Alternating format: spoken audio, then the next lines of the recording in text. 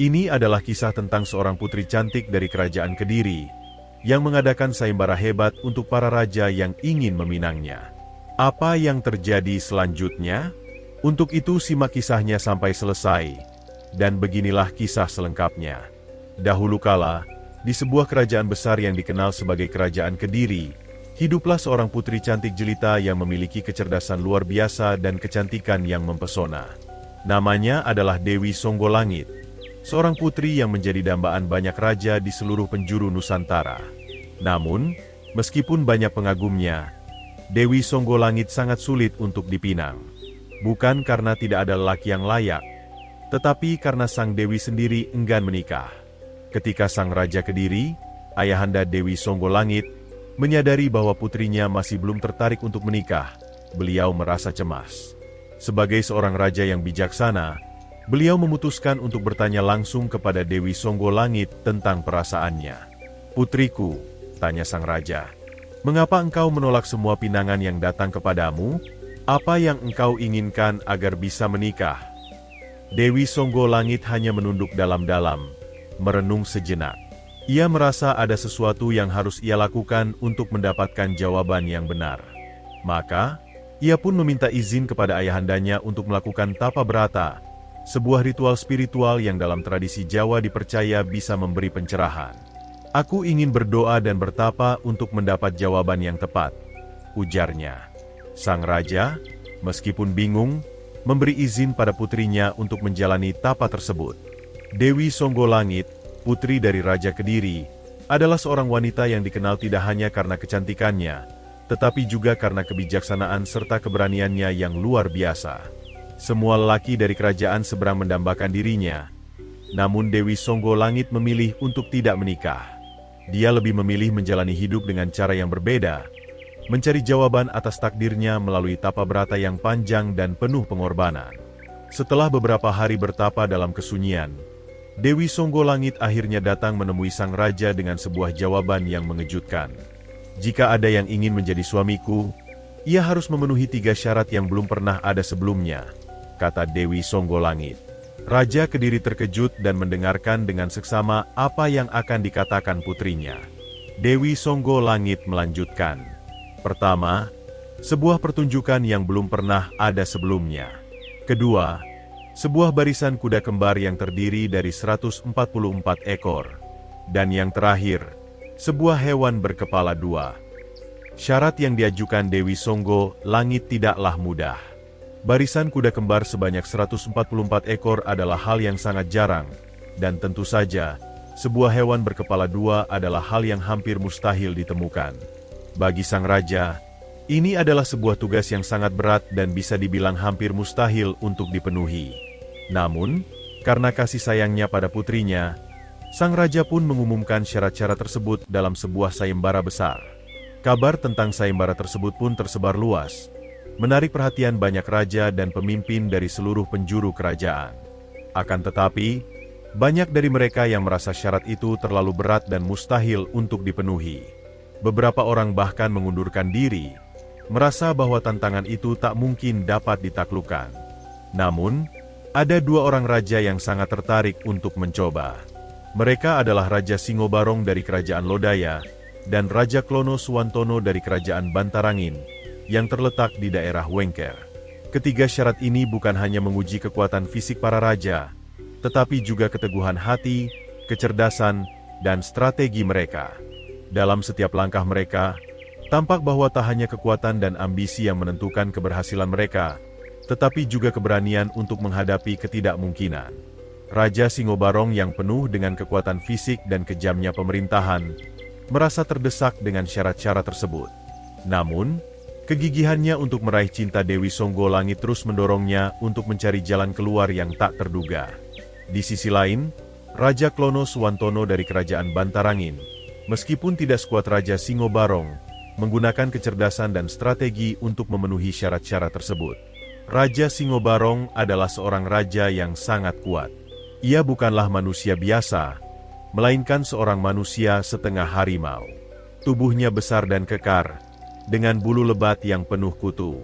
Karena hal ini, ia harus memelihara seekor burung merah yang selalu menemaninya, mematuki kutu-kutu yang ada di tubuhnya. Sang raja dikenal sangat kejam terhadap rakyatnya, terutama bagi mereka yang berani menentang perintahnya. Tak ada ampun bagi siapapun yang dianggap membangkang. Namun, dalam urusan asmara, Raja Singobarong hanya memandang Dewi Songgolangit sebagai satu-satunya wanita yang pantas menjadi permaisurinya. Begitu besar keinginan Raja Singobarong untuk menikahi Dewi Songgolangit, sehingga ia segera memerintahkan pasukannya untuk mencari kuda kembar, serta mencari hewan berkepala dua ke seluruh penjuru negeri. Tak hanya itu, ia juga memerintahkan para seniman untuk menciptakan sebuah pertunjukan yang benar-benar baru dan menarik. Namun, waktu terus berjalan dan Raja Singobarong belum berhasil mengumpulkan syarat-syarat tersebut. Hal ini membuatnya semakin gusar, terutama karena ia mengetahui bahwa Raja Klono Suwantono dari Kerajaan Bantarangin juga berusaha memenuhi syarat yang sama.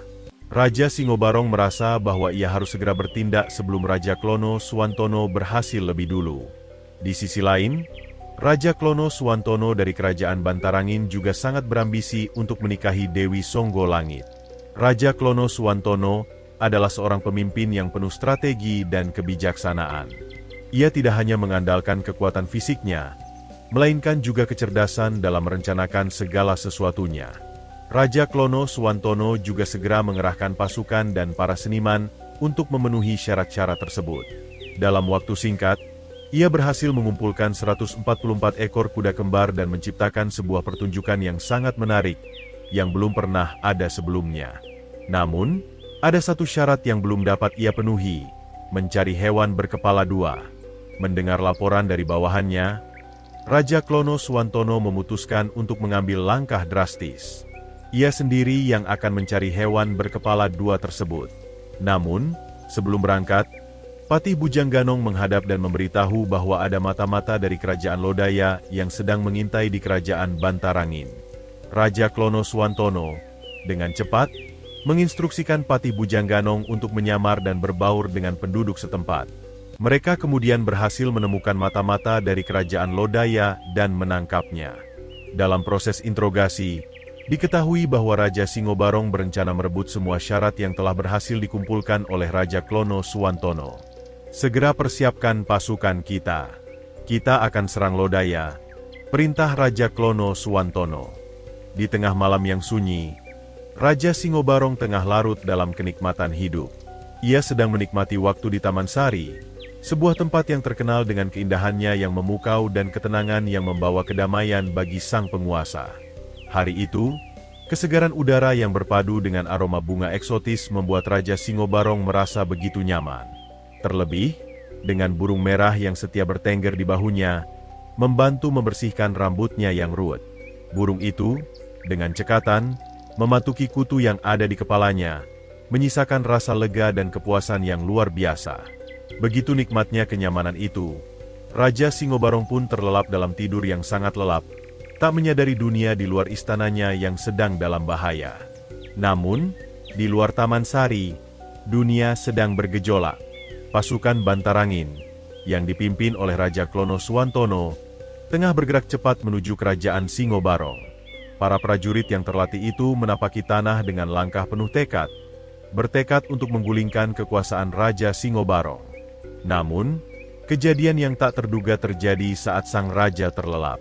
Keheningan malam yang mendalam justru menjadi kesempatan emas bagi sang musuh. Raja Klono Suwantono, dengan penuh kecerdikan, menyaksikan Raja Singobarong yang setengah manusia, setengah harimau, sebuah sosok yang selama ini menjadi legenda. Namun, malam itu ia melihat hal yang lebih mengejutkan. Burung merah yang bertengger di bahu Raja Singobarong bukanlah sekadar burung biasa, melainkan simbol kekuatan gaib yang mengiringi setiap langkah sang raja. Dalam bayangannya, Raja Singobarong tampak seperti makhluk berkepala dua, antara manusia dan binatang, antara dunia nyata dan dunia mistis. Kesempatan itu datang begitu cepat dan begitu sempurna. Raja Klono Suwantono tahu bahwa untuk mendapatkan kekuasaan yang lebih besar, ia harus memenuhi persyaratan terakhir dari Dewi Songgolangit, Dewi yang memiliki kuasa atas langit dan bumi. Persyaratan itu tak lain adalah menaklukkan Raja Singobarong, yang dianggap sebagai penjaga keseimbangan alam. Namun, ada hal yang tak disadari oleh Raja Klono Suwantono. Untuk menaklukkan Singo Barong, ia tak hanya harus mengalahkan tubuh fisiknya, tetapi juga harus mengatasi kekuatan magis yang mengelilinginya. Keheningan malam berubah menjadi tegang. Pasukan Bantarangin mendekat dengan senyap. Sementara Raja Singo Barong yang terlena dalam tidurnya seolah menjadi simbol dari kelemahan manusiawi. Tapi siapa yang bisa menebak apa yang akan terjadi selanjutnya? Raja Klono Suwantono, dengan ambisi yang menggebu, berusaha merancang strategi untuk memanfaatkan momen ini. Namun, ia tak tahu bahwa tidur Raja Singo Barong bukanlah tanda kelemahan, melainkan sebuah perangkap yang lebih besar. Perjuangan ini bukan hanya tentang tahta atau kekuasaan. Ini adalah pertarungan antara dua dunia, dunia manusia dan dunia magis yang tersembunyi di balik tirai realitas. Di satu sisi, Raja Klono Suwantono melihat kesempatan yang ada sebagai jalan menuju kemenangan. Namun, di sisi lain, Raja Singo Barong, meskipun sedang tidur, sebenarnya sedang mempersiapkan dirinya untuk menghadapi takdir yang telah lama digariskan. Malam yang sunyi itu tiba-tiba terpecah oleh suara keras yang mengguncang istana. Raja Singo Barong, yang semula terlelap dalam ketenangan, terbangun dengan kaget. Tidurnya yang nyenyak terganggu oleh keributan yang semakin mendekat, suara langkah kaki yang berderap cepat, dan keriuhan pasukan yang berteriak di luar. Kemarahan menyala di dada sang raja. Ia merasa tak terhormat. Tidur adalah kenikmatan yang harus dihargai, dan siapapun yang mengganggu tidurnya akan merasakan akibatnya. Dengan langkah cepat, ia menuju ke gerbang istana, mencari tahu siapa yang berani menantangnya malam ini. Di luar, Raja Klono Suwantono sudah menunggu dengan penuh keyakinan. Dengan mata yang penuh ambisi, ia memandang gerbang istana yang akan segera terbuka. Pasukannya, yang berjumlah ratusan, sudah siap dalam formasi pertempuran. Mereka tahu bahwa malam ini adalah malam yang menentukan nasib kerajaan. Raja Klono Suwantono memegang senjata andalannya, Pecut Samantim, sebuah cemeti mistis yang legendaris, yang dipercaya bisa menghancurkan apapun yang dilibasnya. Semangatnya membara, tak sabar untuk memenuhi ambisinya, menggulingkan Raja Singo Barong dan meraih kekuasaan. Begitu Raja Singo Barong keluar dan menghadapi Raja Klono Suwantono, suasana langsung mencekam. Tak ada kata-kata, hanya tatapan tajam yang saling bertemu. Kedua raja itu tahu bahwa malam ini akan menjadi malam yang menentukan nasib kerajaan mereka. Pertarungan sengit pun tak terhindarkan. Raja Klono Suwantono bergerak cepat, mengayunkan Pecut Samantim dengan kekuatan penuh. Cemeti itu meluncur dengan cepat, menembus udara dengan suara berdesing yang mengerikan. Begitu senjata itu mengenai tubuh Raja Singo Barong, tubuh sang raja terpental ke belakang, jatuh terjerembab ke tanah. Suasana berubah tegang. Pasukan yang menyaksikan kejadian itu terdiam sejenak, seolah tak percaya bahwa Raja Singo Barong yang selama ini dikenal sebagai sosok yang tak terkalahkan bisa tersentuh senjata lawan. Namun, keajaiban baru saja dimulai. Setelah terjatuh, tubuh Raja Singo Barong mulai bergetar. Seakan ada kekuatan gaib yang bekerja di dalam dirinya. Lehernya, yang semula hanya milik manusia, mulai mengalirkan energi yang kuat, seperti aliran listrik yang meresap ke dalam tubuhnya. Seketika itu, lehernya menyatu dengan burung merah yang selama ini setia menemani. Kedua makhluk itu, manusia dan burung, menyatu dalam harmoni yang menakjubkan. Raja Singo Barong pun berubah menjadi makhluk berkepala dua, setengah manusia, setengah burung merah, seperti yang diminta oleh Dewi Songgo Langit. Transformasi ini bukan hanya sekedar perubahan fisik, tetapi juga kekuatan yang meluap. Mata Raja Singo Barong berubah menjadi merah menyala, dan setiap gerakan tubuhnya terasa penuh dengan kekuatan magis yang luar biasa. Di depan Raja Klono Suwantono, berdiri sosok yang kini lebih dari sekadar raja. Ia adalah legenda hidup yang bangkit kembali, makhluk yang menggabungkan kekuatan alam dan magis, siap menghadapi musuh yang tak kenal ampun. Namun, Raja Klono Suwantono tidak gentar. Ia tahu bahwa pertempuran ini belum berakhir. Ia menggenggam Pecut Samantim lebih erat, siap menghadapi lawan yang kini tampak lebih kuat dari sebelumnya.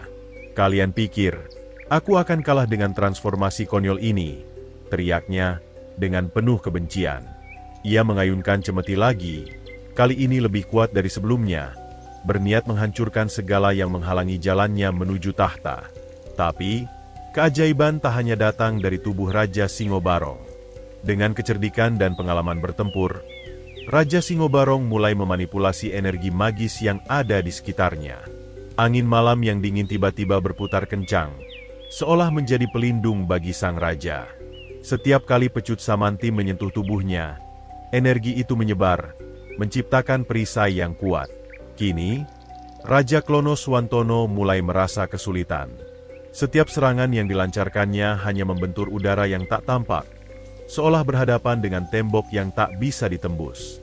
Namun, meskipun Raja Singobarong memiliki kekuatan yang luar biasa, pertempuran ini bukan hanya tentang fisik dan kekuatan magis. Raja Klono Suwantono, dengan segala kebijaksanaan yang dimilikinya, tahu bagaimana memanfaatkan kelemahan musuh. Ia mulai mengalihkan serangannya, mencoba mengelabui Raja Singobarong dengan gerakan cepat dan tak terduga. Kekuatan fisik tak selalu menentukan, tetapi kecerdikan dan strategi kadang menjadi penentu. Namun, dalam pergulatan yang penuh adrenalin itu, takdir tetap mengalir. Raja Singobarong, yang telah berjuang dengan sekuat tenaga, mulai merasa tubuhnya lelah. Ia tahu bahwa untuk memenangkan pertempuran ini, ia harus menggunakan lebih dari sekadar kekuatan magis. Sebuah keputusan yang sulit, namun tak terhindarkan. Saat serangan Raja Klono Suwantono datang dengan sangat cepat, Raja Singobarong terpaksa mengorbankan dirinya, dengan harapan bisa melindungi kerajaannya dari kehancuran. Dan dengan itu, terjadilah kejatuhan Singobarong. Leher Singobarong yang menyatu dengan burung merah, menjadikannya makhluk berkepala dua, seperti yang diminta oleh Dewi Songgo Langit. Dengan terpenuhinya semua syarat tersebut, Raja Klono Suwantono menuju kerajaan Kediri untuk meminang Dewi Songgo Langit. Ia membawa serta pertunjukan baru yang sangat menarik. 144 kuda kembar, disertai dengan musik gamelan, gendang, dan trompet. Di depan barisan kuda kembar tersebut, tampil Singobarong, yang kini menjadi makhluk berkepala dua, menari dengan liar namun mempesona. Kesenian ini begitu mengagumkan, dan Dewi Songgo Langit akhirnya setuju untuk menikah dengan Raja Klono Suwantono. Pertunjukan yang memadukan barisan kuda kembar, musik gamelan, dan tarian Singobarong inilah yang kini dikenal oleh masyarakat sebagai Reok Ponorogo, sebuah kesenian yang menjadi bagian tak terpisahkan dari budaya Jawa dan hingga kini masih terus dilestarikan, menghiasi berbagai pentas seni di seluruh Indonesia.